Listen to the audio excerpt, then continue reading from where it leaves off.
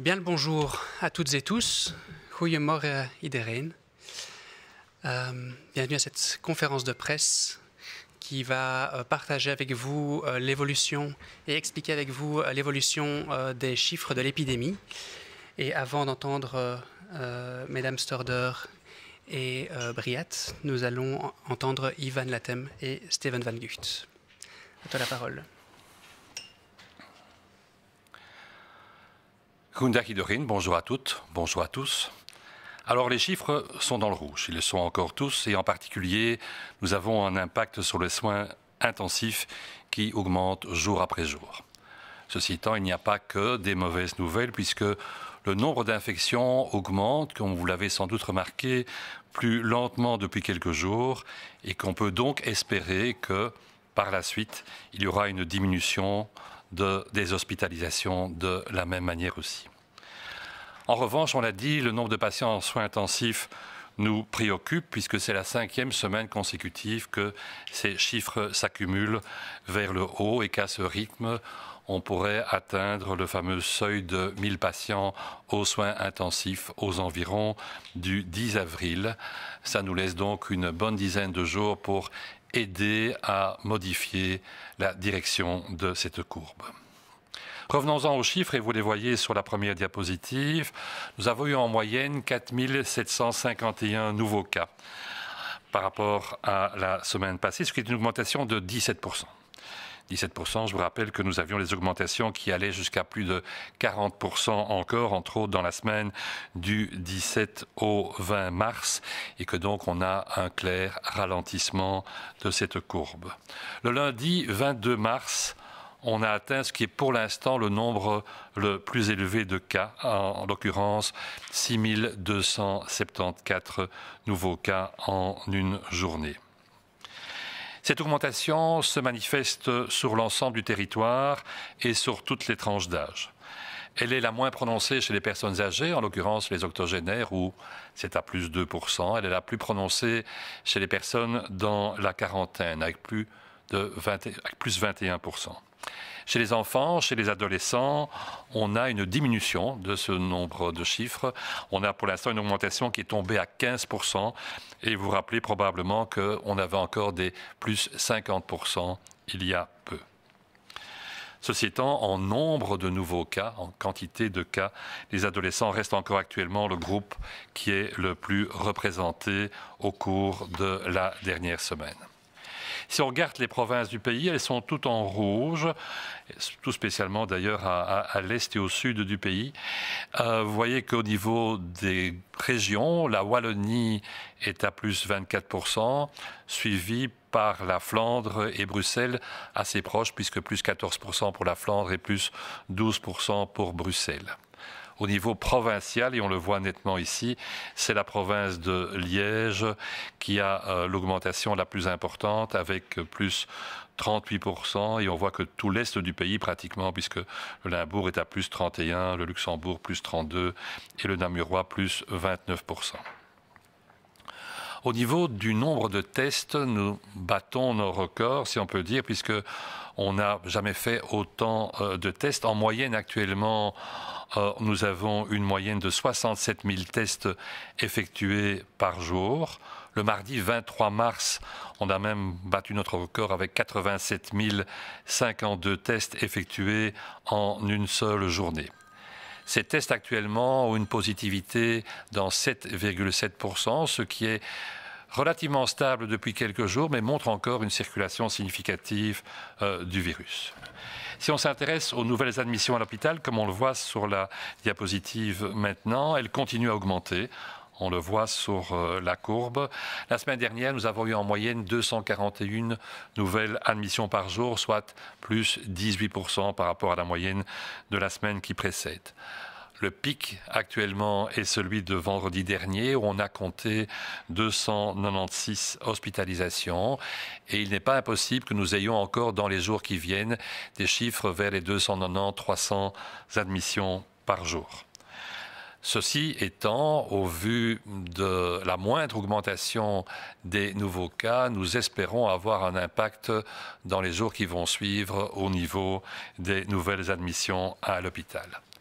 Au vu de ces admissions successives, le nombre de total de lits occupés par les patients Covid continue d'augmenter et nous sommes désormais à un total de 2818 patients hospitalisés, ce qui est 19% de plus que ce que nous avions par rapport à la semaine précédente. Sur ces patients, il y en a, et on l'a déjà dit, c'est ce qui nous préoccupe le plus, 739 qui sont au niveau des soins intensifs, et ceci reste une augmentation de l'ordre de 25%, donc une augmentation qui est relativement importante et plus importante que celle des simples admissions. Dans la balance, comme il y a pour l'instant plus de patients qui sont admis que de patients qui sortent de l'hôpital, nous avons cette augmentation quotidienne du nombre de patients hospitalisés et tout spécialement au niveau des soins intensifs. Cette augmentation est présente dans les hôpitaux de tout le pays, à Bruxelles, dans le Hainaut, en Flandre orientale et à Anvers, donc dans ces 4 provinces ou régions, on a actuellement dans chacune d'entre elles plus de 100 patients Covid au niveau des soins intensifs. Alors si on s'intéresse aux décès, eh bien vous voyez que cette courbe est moins préoccupante, j'ai envie de dire heureusement, dans le sens où l'augmentation que nous notons pour l'instant reste limitée. Nous devons malheureusement encore déplorer 27 décès par jour, c'est 4% de plus que la semaine passée. Et comme on l'a déjà dit, il ne s'agit pas spécialement des patients les plus âgés, de plus de 85 ans, dont une partie significative est en maison de repos, mais plus de personnes de 75 à 85 ans qui ne séjournent pas en maison de repos et qui sont victimes de l'infection. Alors le thème du jour va être les résultats de recherche d'anticorps, donc de la sérologie au niveau des écoles, aussi bien chez les écoliers d'ailleurs que chez les professeurs et le reste du personnel qui travaille dans les écoles. Il y a, conjointement par Sciensano et l'Université de Louvain-Flamande, une étude qui consiste à tester des élèves de l'enseignement primaire et de l'enseignement secondaire, ainsi que du personnel scolaire, en recherchant dans leur sang des anticorps contre le coronavirus, montrant donc qu'ils ont été infectés par ce virus, même s'ils n'ont pas développé de symptômes et même s'ils n'ont pas eu de test positif. Les résultats de la première période de cette étude sont actuellement disponibles et cette première période va du 3 décembre 2020 au 28 janvier 2021. Elle est donc directement en succession de la deuxième vague qui nous a frappés au mois d'octobre et au mois de novembre. Cette étude a été effectuée sur un nombre relativement considérable de personnes puisqu'il s'agit de 1285 élèves et de 818 collaborateurs au sens large du terme, adultes de ces écoles. Ça a été pratiqué dans 44 écoles primaires et 44 écoles secondaires, représentatifs de la population des écoles en Belgique en général. Que peut-on voir dans ces résultats? Eh bien, il faut apparaître que, globalement, 12,4% des élèves et 14,8% du personnel au niveau des écoles primaires et du premier degré du secondaire ont des anticorps contre le coronavirus. On voit donc ici que le pourcentage d'élèves est égal à inférieur à celui des collaborateurs au niveau des anticorps. Mais il est clair que ces différences sont peu importantes. Les différences entre les élèves du primaire et ceux du début du secondaire sont elles aussi relativement faibles. Si on s'intéresse à ce qui se passe chez les élèves, 2% des élèves ont eu une infection Covid confirmée au cours de la période qui a précédé l'étude sérologique. On voit donc que chez la majorité des enfants, la contamination n'avait pas été constatée avant qu'on puisse l'objectiver par la présence des anticorps relevés par cette étude.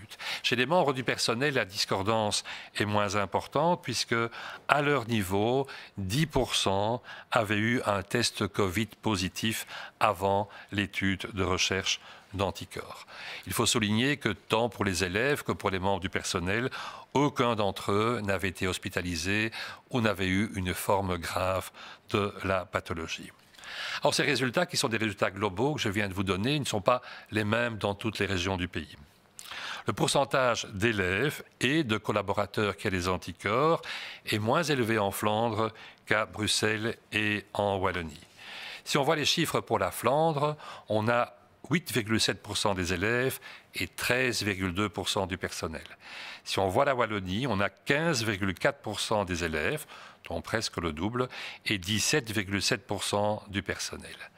À Bruxelles, on est frappé par le fait qu'au niveau des élèves, on a 24% des élèves positifs, mais on a de l'autre côté que 10,5% du personnel scolaire qui est positif. Alors, Bruxelles est un cas un peu à part, puisque ici, on est frappé par la proportion d'élèves extrêmement important qui est positif, mais les chiffres sont basés sur un échantillonnage qui est petit pour Bruxelles.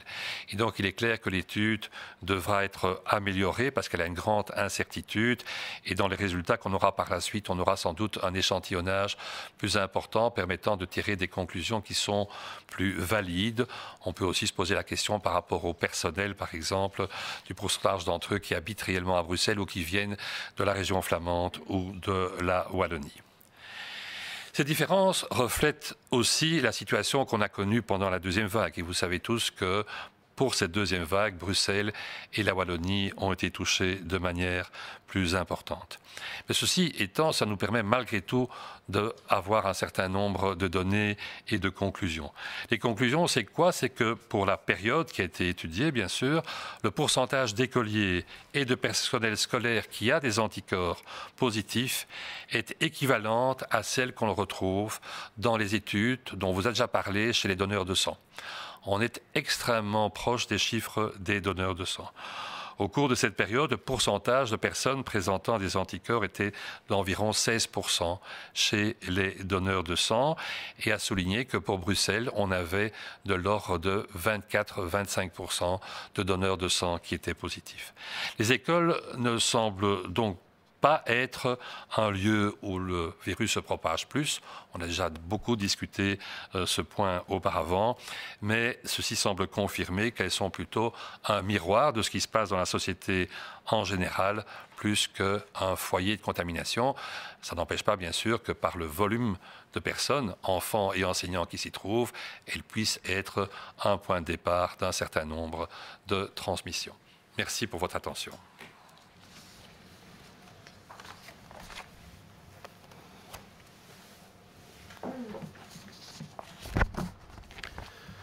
Goedemorgen iedereen, bonjour tout le monde.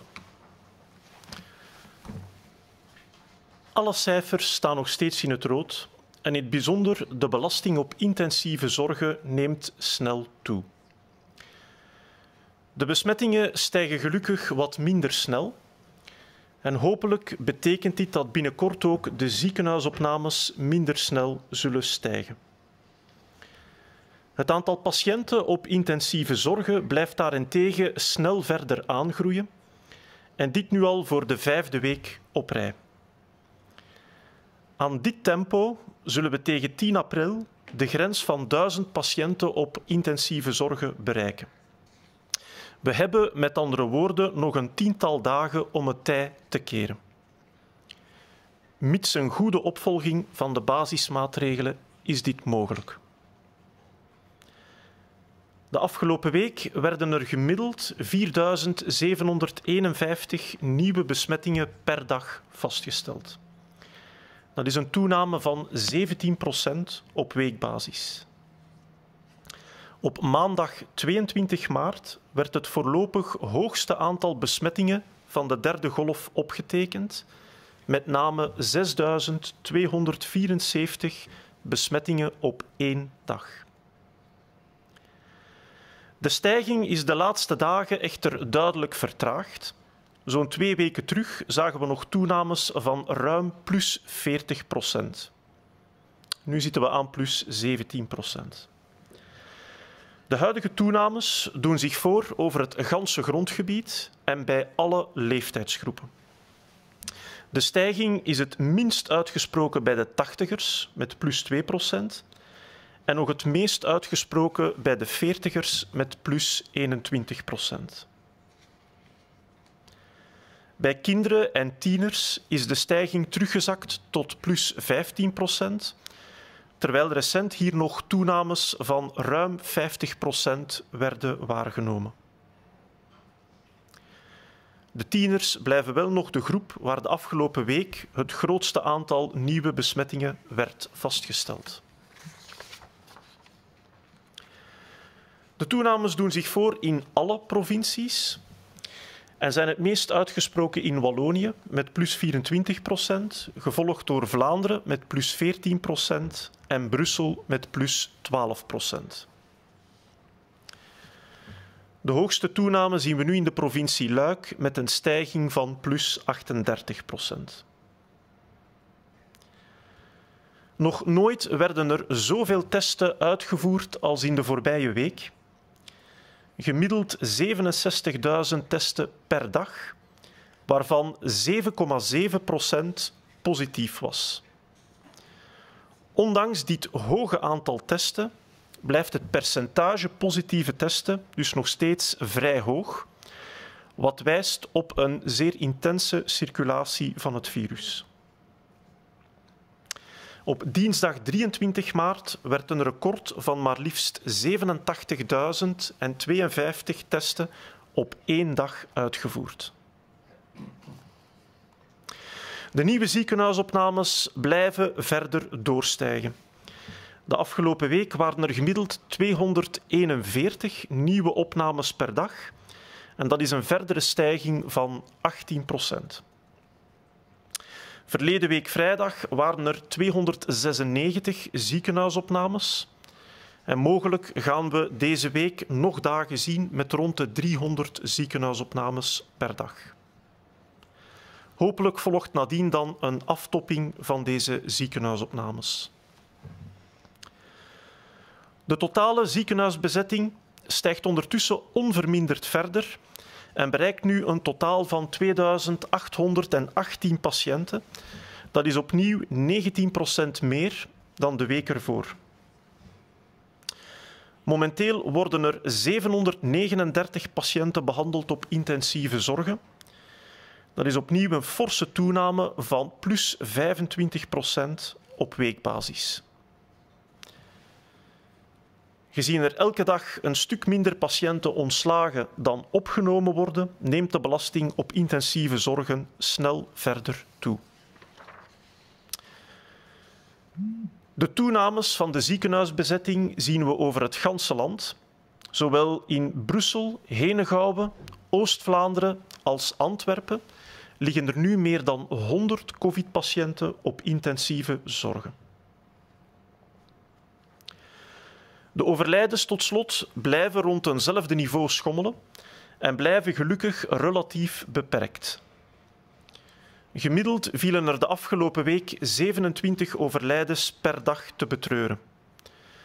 Dat is 4% meer dan de week ervoor. De meeste overlijdens vallen tegenwoordig ook niet meer te betreuren bij de 85-plussers, maar wel bij de groep tussen 75 en 85 jaar. Vervolgens zouden we nog de resultaten willen presenteren van een studie naar antistoffen bij kinderen en schoolpersoneel. Scienzano en de KU Leuven zijn bezig met het testen van leerlingen in het lager en middelbaar onderwijs, als ook het schoolpersoneel. Zij worden getest op antistoffen tegen het coronavirus. Deze antistoffen wijzen op een vroegere besmetting met het coronavirus. De resultaten van het eerste testmoment, dat plaatsvond van 3 december 2020 tot en met 28 januari 2021, zijn nu binnen. Dit is dus de periode van na de tweede golf. De testen werden uitgevoerd bij 1285 leerlingen en 818 schoolmedewerkers. In 44 lagere scholen en 44 middelbare scholen. Deze steekproef is daarbij representatief voor alle leerlingen en schoolmedewerkers in België. De resultaten laten het volgende zien. 12,4% van de leerlingen en 14,8% van het schoolpersoneel in de lagere school en in de eerste graad van het middelbaar onderwijs hadden antistoffen tegen het coronavirus. Het percentage kinderen met antistoffen was dus iets lager dan het percentage schoolpersoneel met antistoffen. De verschillen tussen leerlingen van de lagere en de middelbare school en het schoolpersoneel zijn klein.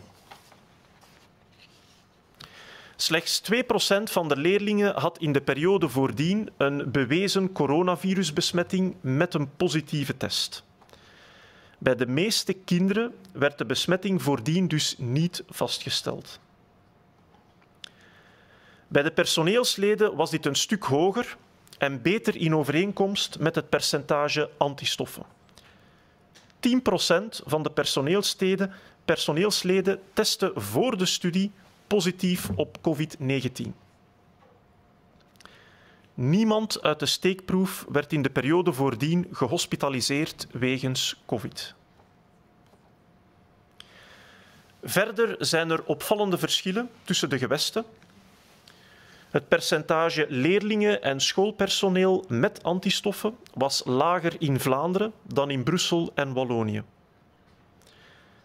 In Vlaanderen had 8,7% van de leerlingen antistoffen en 13,2% van het schoolpersoneel. In Wallonië was dit 15,4% van de leerlingen, dus bijna 2 maal zoveel als in Vlaanderen, en 17,7% van het schoolpersoneel. In Brussel was dit 24% voor de leerlingen, een stuk hoger dan in Vlaanderen en Wallonië, en 10,5% bij het schoolpersoneel. In Brussel zien we dus wel een hoger percentage antistoffen bij leerlingen dan bij leerkrachten. Dit kan ook te maken hebben met het feit dat leerkrachten in Brussel meestal woonachtig zijn of vaak woonachtig zijn in Wallonië of in Vlaanderen en niet noodzakelijk in Brussel zelf. We moeten daarbij ook benadrukken dat de cijfers voor Brussel gebaseerd zijn op een klein aantal leerlingen en personeelsleden en hebben daarom nog een vrij grote onzekerheid. In de volgende testperiodes zullen voor deze regio meer gegevens beschikbaar zijn. Deze verschillende percentages tussen de 3 regio's weerspiegelen de situatie tijdens de tweede golf, waarbij vooral Brussel en Wallonië zwaarder werden getroffen.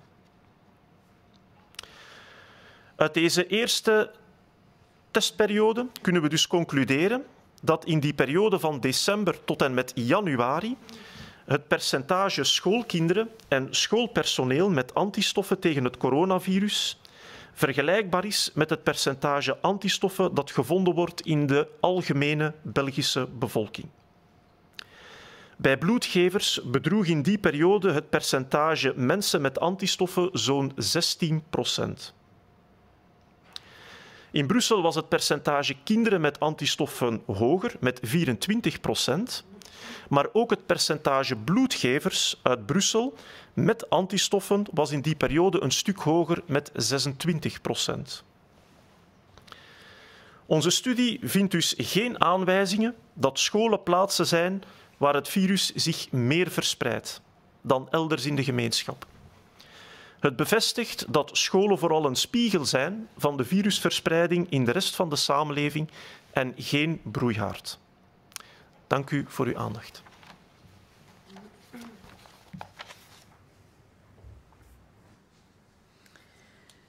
Bonjour à toutes et à tous. En ce mardi 30 mars, nous comptabilisons désormais 1 300 000 personnes ayant bénéficié de la première dose d'un vaccin, ce qui représente plus de 13% de la population adulte belge. Cette proportion, qui croît chaque jour, témoigne de la poursuite active de la vaccination des citoyens partout en Belgique, et notamment celle des plus de 65 ans. Parallèlement, nous nous attelons à préparer la phase de vaccination suivante, prévue pour le mois d'avril, à savoir celle consacrée aux personnes de 18 à 65 ans souffrant d'une affection sous-jacente qu'on appelle comorbidité et qui, de ce fait, augmente le risque de symptômes graves, d'hospitalisation et de décès en cas d'infection à la Covid-19. Le diabète, le cancer, les maladies cardiaques et pulmonaires sont des exemples de ces pathologies. Vous trouverez toutefois une liste détaillée sur le site des mutualités, mais également sur le site infocoronavirus.be à la rubrique Vaccination. On estime qu'environ 1,5 million de personnes seront concernées par cette phase. Comment cette liste est-elle constituée? Dès la fin de cette semaine, sur base des médicaments consommés, les mutualités auront établi la liste de leurs affiliés qui, selon les critères scientifiques définis par le Conseil supérieur de la santé, pourront bénéficier d'une vaccination prioritaire. À partir de ce vendredi 2 avril, les médecins généralistes pourront y intégrer leurs patients à risque. Ils compléteront donc cette liste progressivement. Parallèlement, des médecins spécialistes pourront également y ajouter certaines personnes atteintes de maladies rares. La vie privée est-elle respectée? Oui, absolument. La seule information contenue dans cette base de données est « Cette personne représente un risque accru ». Elle ne contient donc aucune information sur la nature de ce risque ou sur la comorbidité en question. Ne figureront sur cette liste que les personnes qui seront considérées à risque selon les critères scientifiques utilisés. Ces personnes n'auront donc aucune démarche à entreprendre pour y figurer et recevront automatiquement une invitation dans les prochaines semaines pour se rendre dans un centre de vaccination. Si vous voulez vérifier si vous êtes sur la liste, il n'est pas nécessaire d'appeler votre médecin. À partir du 8 avril, vous pourrez le faire via le site www.myhealthviewer.be. À partir de cette date, vous pourrez également vous rendre sur le site de votre mutualité pour obtenir des informations générales. Votre pharmacien pourra lui aussi vous fournir davantage d'informations. Néanmoins, ni votre mutualité, ni le pharmacien ne pourront vous inscrire sur la liste de vaccination. Seul votre médecin est en mesure de le faire. Au cours des prochaines semaines, votre médecin généraliste complétera la liste en y ajoutant progressivement les patients à risque. Si, à la date du 8 avril, vous ne figurez pas sur cette liste, veuillez consulter régulièrement le site web www.myhealthviewer.be pendant le mois d'avril. Si vous êtes un patient à risque et que vous ne figurez pas sur la liste, il est alors préférable de consulter votre médecin généraliste habituel, c'est-à-dire celui qui gère votre dossier médical. Si vous n'avez pas de médecin généraliste de référence, il est alors préférable de consulter un médecin généraliste qui pourra vous ajouter à la liste. Je vous remercie pour votre attention.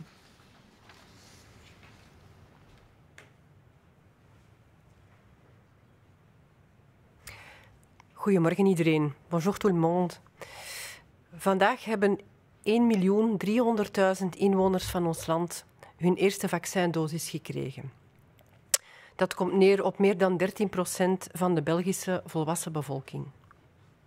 Ook de vaccinatie van de 65-plussers is nu volop aan de gang. Ondertussen bereiden we al volop de volgende fase van de campagne voor. Die zal in april starten. Aan de beurt zijn dan de mensen van 18 tot 65 met bepaalde risicoaandoeningen. Hierdoor lopen ze, volgens de Hoge Gezondheidsraad, een hoger risico op ernstige COVID, hospitalisatie en sterfte. Voorbeelden van deze aandoeningen zijn diabetes, kanker en hart- en longziekten. Een gedetailleerde lijst vind je onder andere op de website van de mutualiteiten en ook op info-coronavirus.be onder vaccinatie. We schatten dat er 1,2 tot 1,5 miljoen zulke risicopatiënten zijn. Hoe wordt die lijst opgemaakt? Tegen het einde van deze week hebben de ziekenfondsen een lijst opgesteld met hun leden die risicopatiënt zijn op basis van hun medicatiegebruik. Vanaf deze vrijdag, dus 2 april, kunnen de huisartsen ook nog patiënten aan die lijst toevoegen en ze zullen dat geleidelijk aan doen. Daarnaast zullen artsen-specialisten een aantal mensen met zeldzame ziekten toevoegen.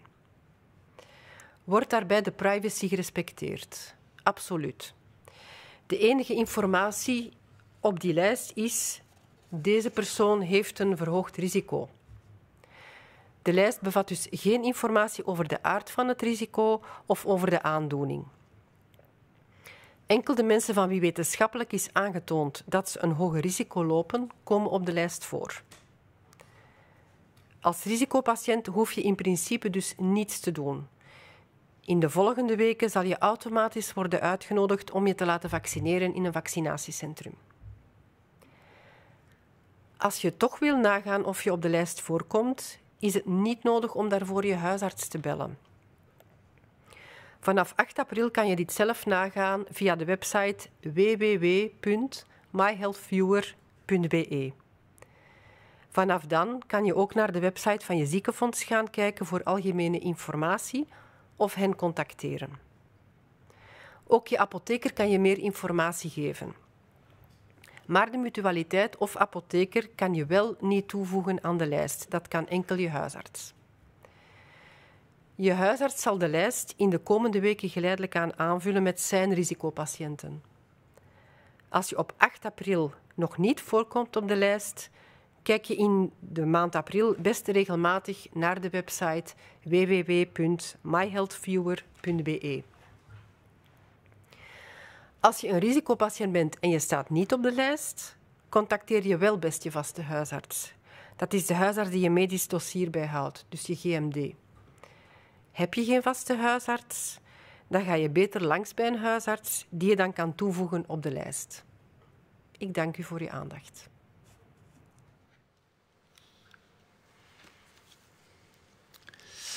Bedankt. 2 persvragen vandaag. Kan u bevestigen dat we eind deze week de piek van de 3e golf zullen bereiken? We denken en we hopen dat we deze week een aftopping gaan zien in het aantal besmettingen. En hopelijk zal dat dan enkele dagen later gevolgd worden door een stabilisatie in het aantal ziekenhuisopnames en nog wat later in de stabilisatie van de bezetting op intensieve zorgen. Het is natuurlijk wel de vraag of dat deze aftopping een nieuw plateau gaat uittekenen, of dat gaat gevolgd worden door een daling of misschien zelfs opnieuw een stijging. Dat hangt in grote mate af van de goede opvolging van de maatregelen. Maar voorlopig ziet het er naar uit dat de besmettingen hopelijk deze week zullen aftoppen.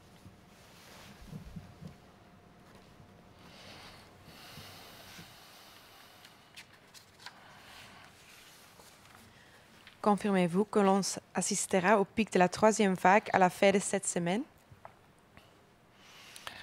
Alors non, nous ne pouvons pas confirmer effectivement que nous serons au pic.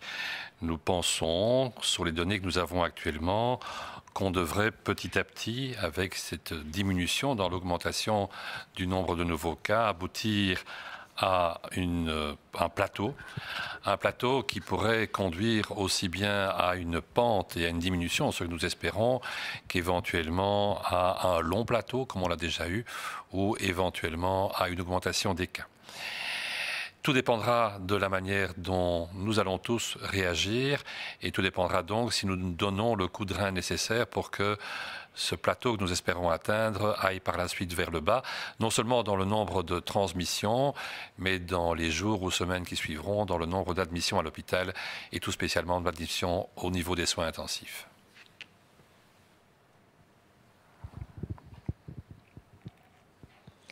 La météo ensoleillée a-t-elle un impact positif sur l'épidémie? Alors je pense qu'on a rarement autant attendu le printemps que cette année, puisque effectivement nous avions eu déjà de bons signes l'année passée sur le fait que les conditions météo plus favorables, un temps plus chaud, un temps moins pluvieux, nous permet de vivre plus à l'extérieur et d'obtenir ainsi pendant plus longtemps et de manière plus systématique une diminution des transmissions entre individus. On sait que la vie à l'extérieur prête à moins de transmissions, tout spécialement bien sûr si on assure malgré tout une limitation des distances, au moins 1,50 m et si nécessaire le masque dans certaines circonstances, que le fait qu'il fasse meilleur à l'extérieur permet de plus facilement ventiler les pièces en gardant fenêtres et ou portes ouvertes et que donc ceci est un argument supplémentaire, plutôt un élément supplémentaire dans notre lutte contre le virus qui va venir en conjonction avec l'augmentation de la vaccination.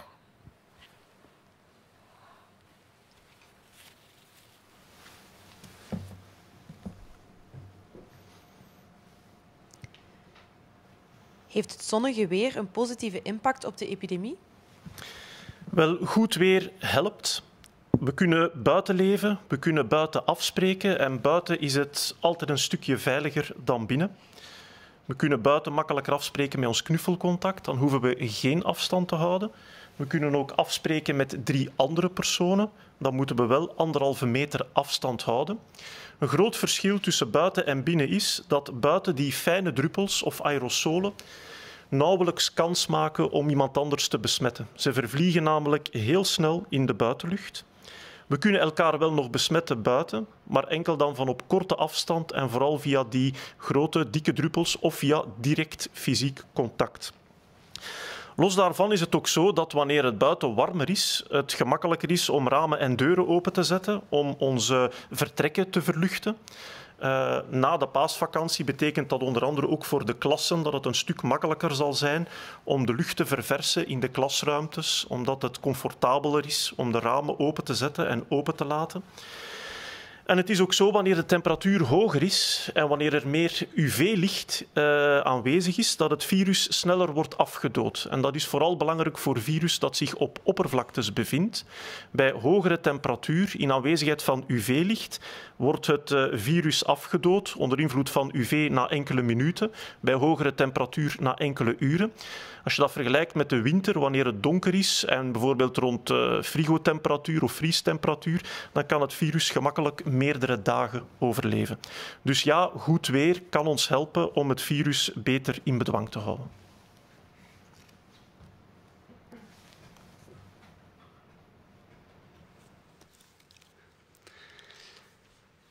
Merci à tous pour votre attention, merci à tous pour votre mobilisation. On vous souhaite une très belle semaine, aussi belle que le temps que nous avons pour le moment. Et on se retrouve vendredi pour la prochaine conférence de presse. Au revoir.